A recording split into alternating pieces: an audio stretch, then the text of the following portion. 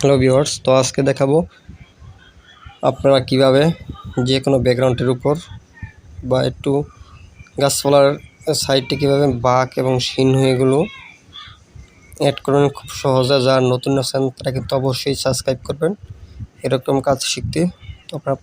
তো ভিউয়ার্স, আপনারা প্রথমে ব্যাকগ্রাউন্ডটি সিলেক্ট করে দিবেন, ক্লিক করে দিবেন। তো ভিউয়ার্স, ক্লিক করার পরে কিন্তু এরকম আসবে।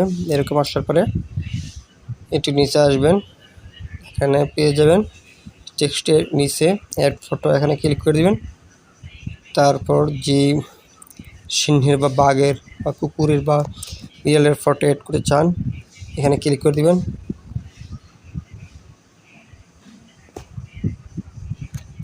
তারপর ছোটো করে নেবেন।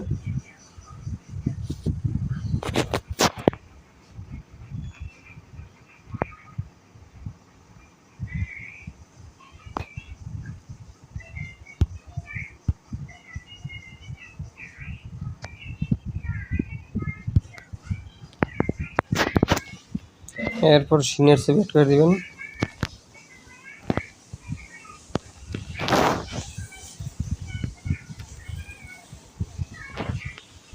ভিউয়ার্স, প্রায় বাস্তব লাগছে। তো আপনারা এরকমভাবে যে কোনো ফটো অ্যাড করতে